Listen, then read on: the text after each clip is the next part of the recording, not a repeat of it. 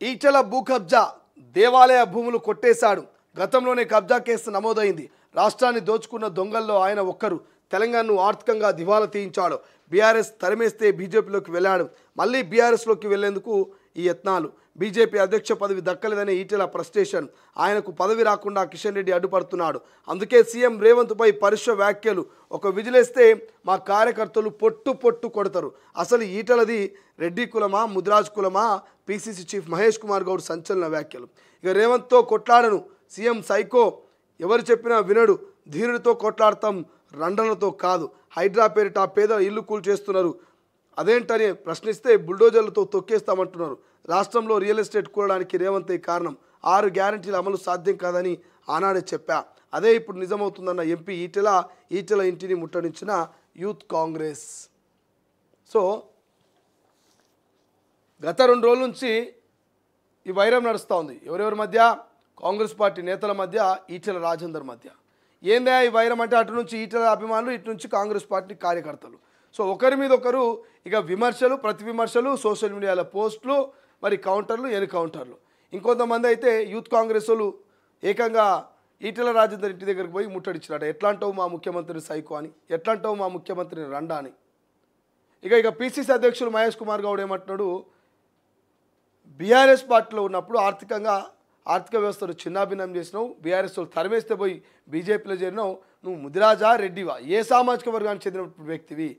మా వాళ్ళు కనుక కార్యకర్తలు కనుక అనుకుంటే ఒక పిలుపునిస్తే, ఒక విజిల్ కొడితే కార్యకర్తలు పొట్టు పొట్టు కొడతారని నిన్న మహేష్ కుమార్ గౌడ్ సీరియస్ అవుతాడు. మరోవైపు జగ్గారెడ్డి రన్న అంటే అర్థమైందో ఈటెల రాజేందర్ చెప్పాలని ప్రశ్నిస్తున్నారు. ఇట్లా నిన్న కాంగ్రెస్ వర్సెస్ ఈటెల మధ్యనే నిన్న మొత్తం కూడా సోషల్ మీడియాలో పొలిటికల్ వార్ నడిచింది తెలంగాణలో. సో మరి ఈటెల ఎందుకు ఈ రకంగా వ్యవహరిస్తున్నాడంటే, అధ్యక్ష పదవి ఆశిస్తున్నాడు. అధ్యక్ష పదవి వస్తుందేమో, వస్తే మరి బాగుంటుంది కదా, వస్తే బాగుంటుంది అన్నప్పుడు మరి వచ్చుడు కోసం ఏదైనా కష్టపడాలి కదా. ఈటెల అధ్యక్ష పదవి రావాలంటే కొంత హైలైట్ కావాలి, ముఖ్యమంత్రిని తిట్టాలి, సోషల్ మీడియాలో కనిపించాలి, మీడియాలో కనిపించాలి. అందుకే మరి ఎప్పుడు లేని ఈటెల ఈ విధంగా రెచ్చిపోతున్నాడు, ఈ విధంగా ముఖ్యమంత్రిని టార్గెట్ చేసి కామెంట్ చేస్తున్నాడని కాంగ్రెస్ అని అంటున్నటువంటి ముచ్చట. మరి మరోవైపు ఇంకొంతమంది ఈటెల ఎందుకు గోటితోటి పోయేదాన్ని గొడ్డలాగా తెచ్చుకుంటున్నాడు, ఎందుకు ఈ రకంగా ముఖ్యమంత్రి టార్గెట్ చేసి కామెంట్ చేస్తున్నాడు, మరి ఇట్లా కామెంట్ చేసినటువంటి ఈటెల్ని ఒకవేళ కాంగ్రెస్ టార్గెట్ చేస్తే మరి ఈటెల భవిష్యత్తు ఏందన్నటువంటి చర్చ కూడా మరి సోషల్ మీడియాలో నడుస్తుంది. మరి ఏం టార్గెట్ చేస్తుంది ఈటెలను కాంగ్రెస్ పార్టీ, ఎందుకు టార్గెట్ చేస్తుంది, ఎట్లా టార్గెట్ చేస్తుంది అనేటువంటి డిస్కషను పొలిటికల్ సర్కిల్ నడుస్తుంది. గతంలో భూ కబ్జాల ఆరోపణతోటి మరి బీఆర్ఎస్ పార్టీ బయటకు పంపిస్తే ఇప్పుడు బీజేపీలో ఉన్నటువంటి ఈటెల రాజేందరు మరి అధ్యక్ష పదవి కోసం ఈ రకంగా చేసిన కామెంట్స్ గోటితో పోయేది గొడ్డల్లాగా వచ్చినటువంటి చర్చ జరుగుతుంది. మరి ఎందుకు గొడ్డల్లాగా వచ్చింది? అధికార పార్టీ మీద, ముఖ్యమంత్రి మీద సైకో అని రెండో అని మరి కామెంట్ చేస్తున్నటువంటి ఈటెల మీద కనుక మరి హైడ్రానో లేకపోతే అటు రెవెన్యూ డిపార్ట్మెంట్ తనిఖీలు చేసి ఎక్కడైనా కబ్జాలు చేసినా లేకపోతే ఇంకేమైనా చేసినా అని ఎంక్వైరీలు చేసి కేసుల పేరిట ఇబ్బందులు పెడతారేమో, ఎందుకు ఈటెల ఈ రకంగా మరి ఉత్తగానే కావాలని ఈ రకంగా గాలితో పోయమంటారు కదా, గాలికి పోయే కంపను ఎందుకు తలిగించుకుంటున్నాడు అనేటువంటి చర్చ కూడా జరుగుతున్నది. సో ఈటెలను అభిమానించే వాళ్ళు ఈ రకంగా కూడా డిస్కషన్ చేస్తున్నారు. ఈటెల మీద మళ్ళీ ఏమైనా బదలాములు పెడతారా?